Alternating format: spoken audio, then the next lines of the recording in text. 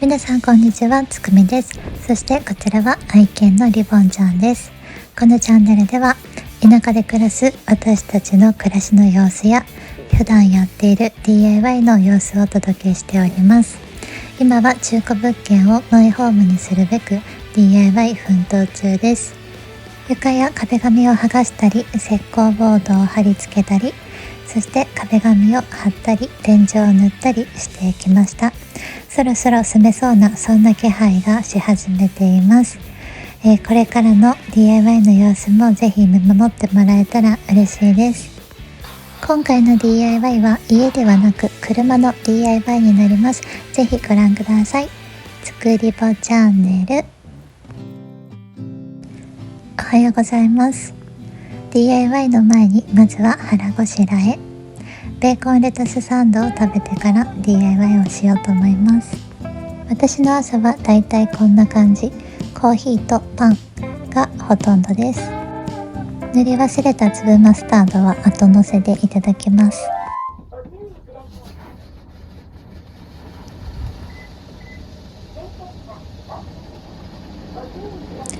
今日の DIY は車の DIY です。ソーラーパネルを貼り付ける前に洗車機を通して車をきれいにしておきます。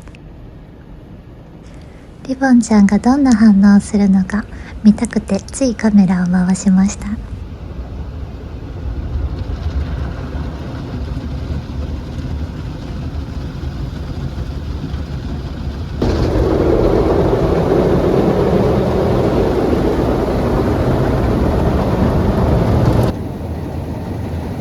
車の中には車中泊用のマットレスやリボンちゃんの抱っこバッグ、私の上着など、いざという時に役立つグッズがいろいろ載っています。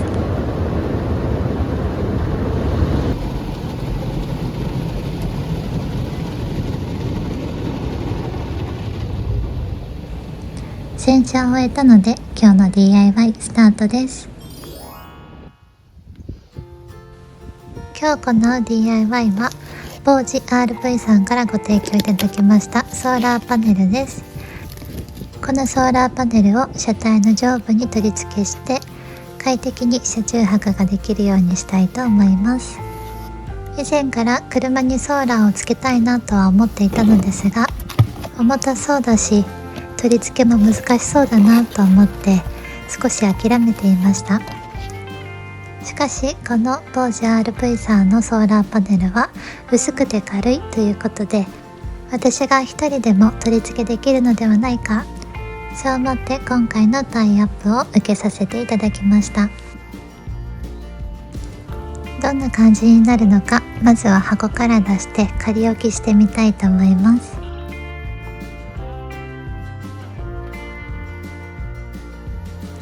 箱にぴったりと収まっていて出すのに手こずりましたが、このソーラー自体はとっても軽くて私一人でも楽々持てます。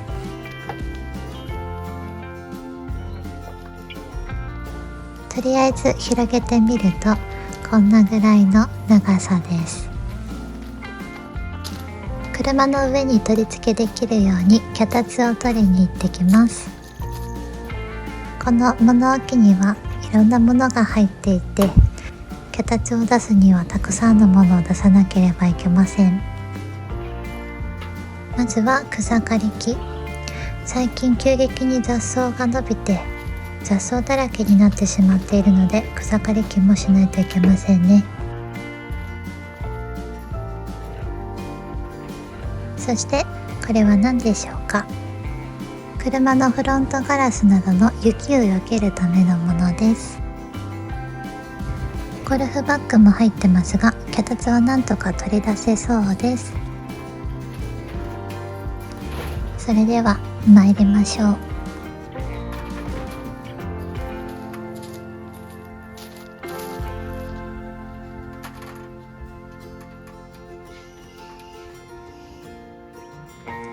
一応車の上がどんな感じか確認してからソーラーパネルを上まで運びます。これが本当に薄くて軽くて私一人でも楽々持てるから本当に良かったです。企業案件とかを受ける際に、もしできなかったらどうしようっていつもちょっと不安になるんですよね。今回は取り付けは問題なくできそうな気がするので、ほっと一安心です。とりあえず車の上に広げてみます。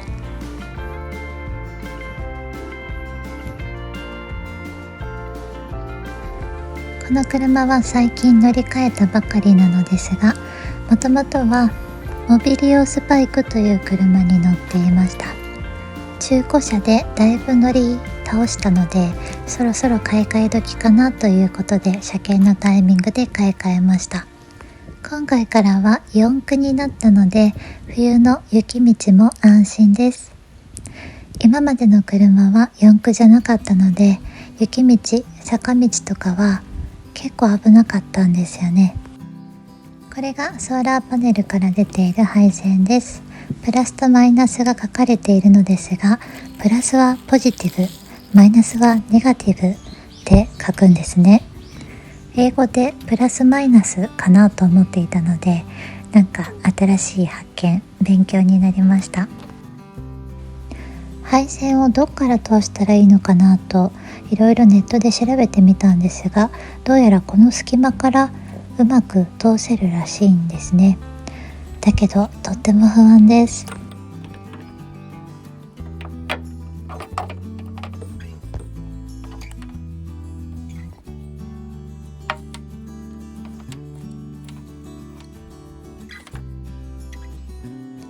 本当にここでいいのかな、閉めた時に線が切れてしまったりしないのかなと不安で仕方がなくて、何度も調べ直しました。何度も通したり抜いたりを繰り返して悩むこと数十分。もうこのままでは拉致が開かないので、一度閉めてみることにしました。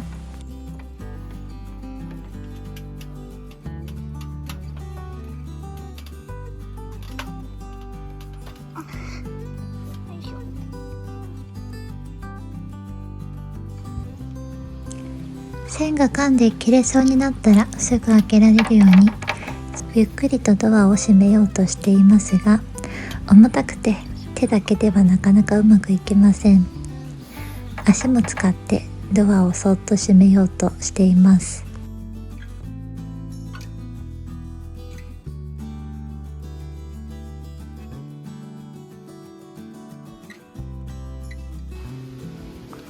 ここやな、大丈夫じゃないのは。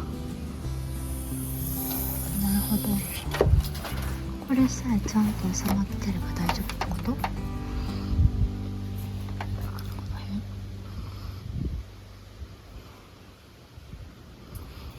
この辺やったら、これがあったらへんから閉めれるってことかな。合ってる？中で固定して線の位置を決めることはできるのですが、そうすると上に出ている線がだいぶ余って見た目もちょっと悪い感じになりますし、何か引っかかったりしそうでちょっと怖いなと感じてます。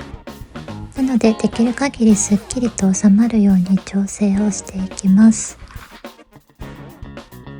調整したので閉めてみます。どうやらうまく閉まったようです。上がどんな感じになっているかというと、こんな感じです。割とすっきりしたんじゃないでしょうか。線の位置は後でも調整できそうな気がしてきたので、とりあえず希望の位置にパネルを設置していこうと思います。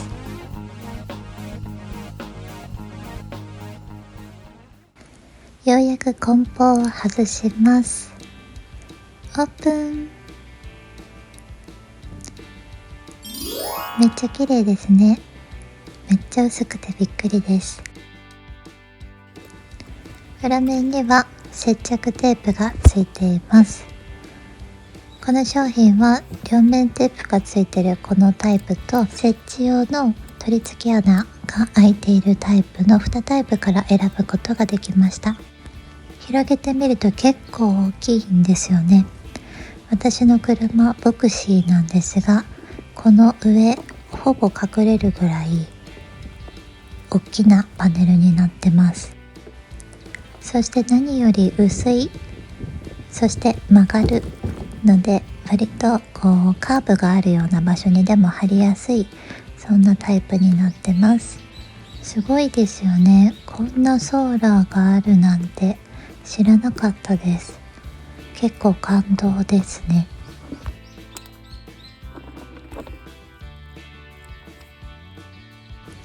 ソーラーの端っこにはスペックについて書かれている箇所がありました。それでは早速車に乗せて貼り付けていきましょう。このソーラーパネルは360度曲げられるので、割とまっすぐじゃないこのちょっと前寄りに貼ってみてもいいのかなと思ってます。このお話をいただいた時に、車に貼るのかそれともベランダの屋根に貼るのか、どっちにしようかめっちゃ迷ったんですけど、やっぱり車に貼っといた方が何かとね、便利かなと思いました。車に貼っておくことで車中泊も快適になりそうだし、なんだったらこの車で旅をして、そして現地の買った食材で車の中で炊飯器でご飯を炊くなんてこともできるんじゃないかなと考えてます。私は季節ごとに炊き込みご飯を作るのが好きなんですが、いろんなご当地の食材を使った炊き込みご飯とか良くないですか？愛犬のリボンちゃんと一緒に車中泊の旅なんていうのもちょっといいかなと考えてます。宿の方の予約も6月はかなり少なくて、出かけるならチャンスかもしれません。こんな感じで置いてみました。この場所で決定にしようと思うので、早速テープを剥がして貼っていこうと思います。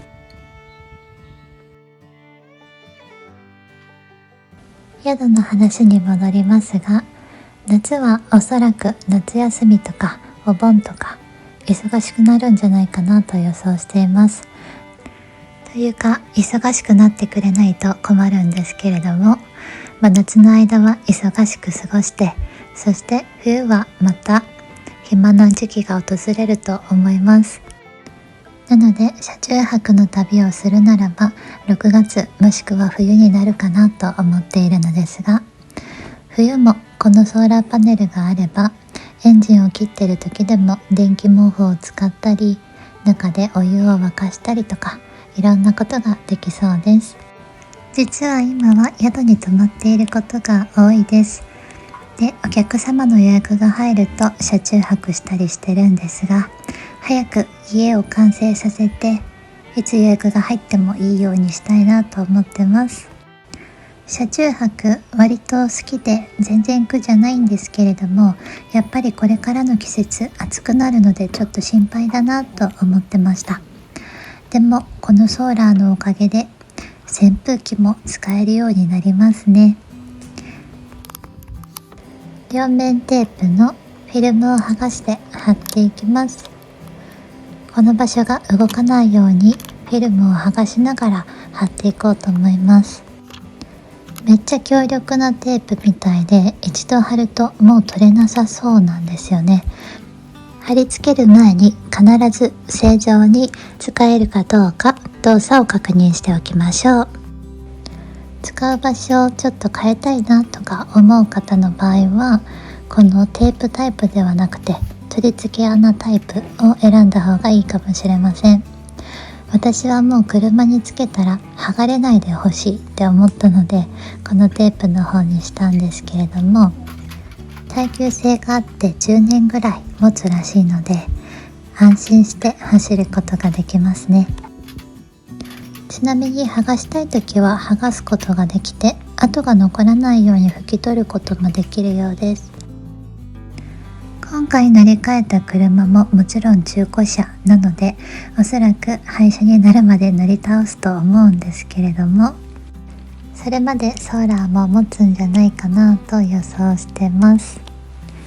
表面がガラスになってるようなソーラーパネルの場合は飛び石とか何かに当たったりすると割れてしまう可能性がありますが、これシート状になっているので衝撃にも強くてかなり耐久性があるように感じます。洗車機は大丈夫なのかなって若干心配なんですけれども、上になんかついてますよっていうのを選べばいけそうな気がしますね。またやってみて、結果何かあれば報告しようと思います。めっちゃ車の上に乗っかって作業してしまってるんですけど、乗っていいのかなって半信半疑だったんですが、乗らずにちょっとつけることができなかったです。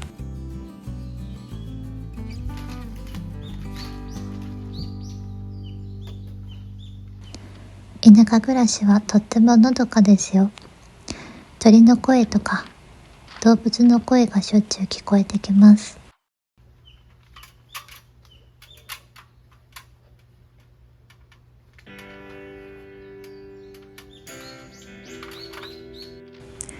いがむことなくうまく貼れるかなって心配だったんですけど、置いたまんまフィルムを剥がしながら貼るっていうことで、そんなにいがむことも失敗することもなく貼れてます。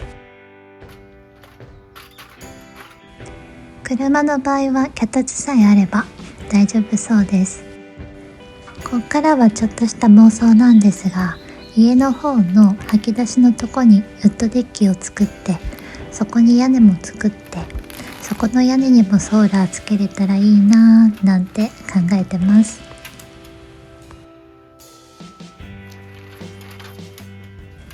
次の動画からはまた家の DIY 動画に戻るんですが、今度 DIY 会っていうのをやることになりました。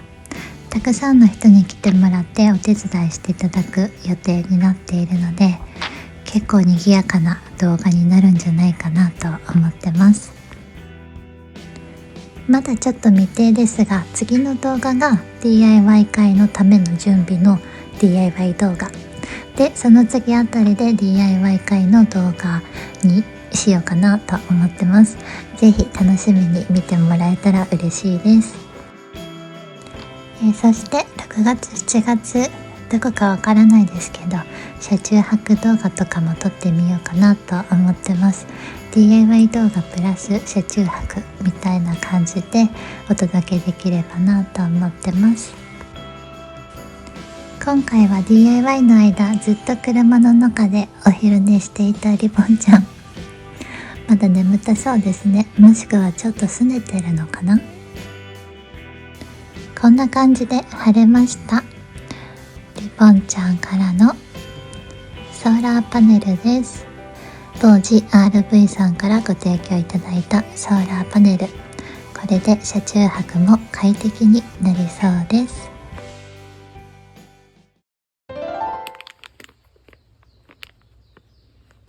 そして後日 Amazon からケーブルが届きました。私が持っているポータブルバッテリーに給電するためには、このような接続するためのケーブルが必要です。こちらも某 RV さんで購入することができます。早速充電できるかどうかやってみます。本当は車に貼り付ける前にちゃんと充電できるか確認してから貼るようにしてください。接続の仕方は至ってシンプル。カチッとつなぎ合わせるだけで接続完了です。プラスマイナスどちらもポジティブもネガティブも線をカチッとつないだら、あとはバッテリーにケーブルを挿すだけで充電が始まります。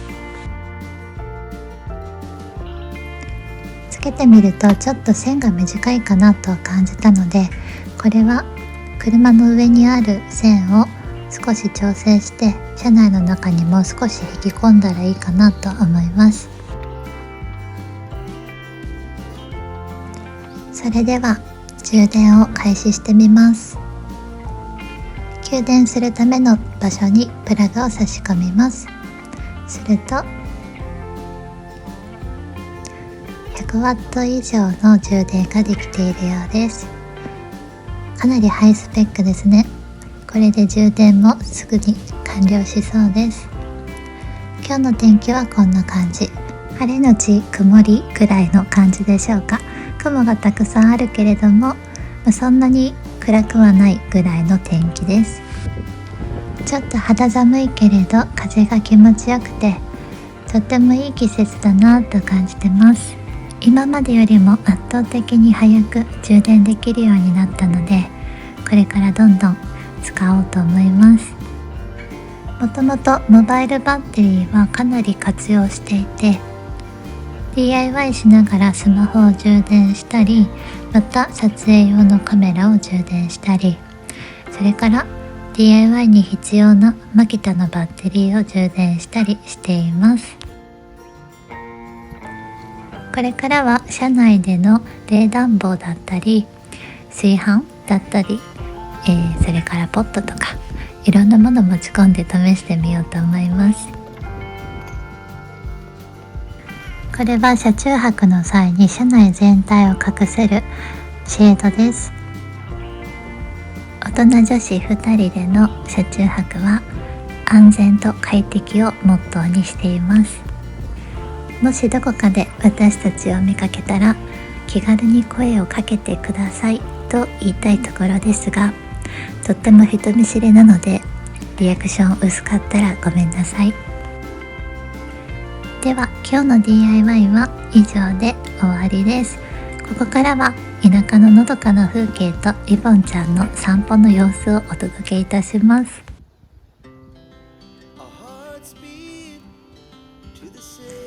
今の季節はこの黄色いお花がいろんなところに咲いていて、とっても明るくて可愛くて元気をもらえます。寒がりのリボンちゃんはこの日はちょっと服を着ておめかししております。お散歩していてもいつも道の端っこ隅の方を歩くリボンちゃん、真ん中の方を全然歩いてくれません。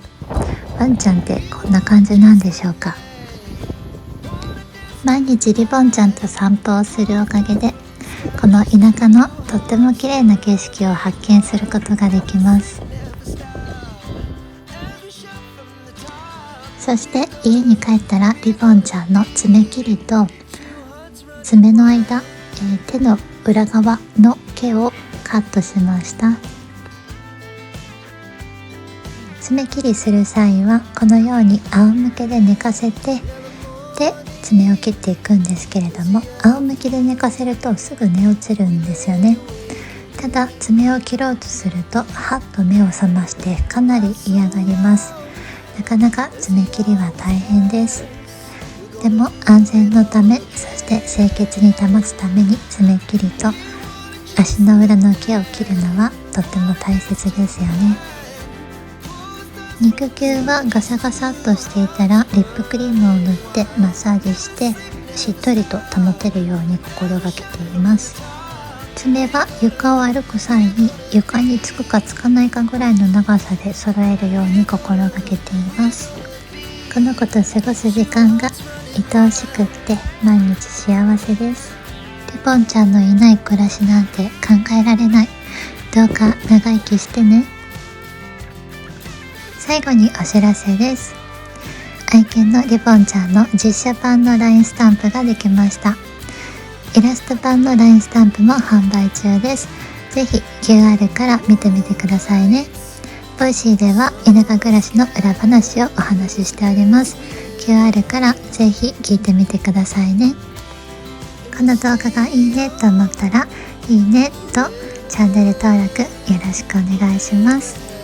最後までご視聴ありがとうございました。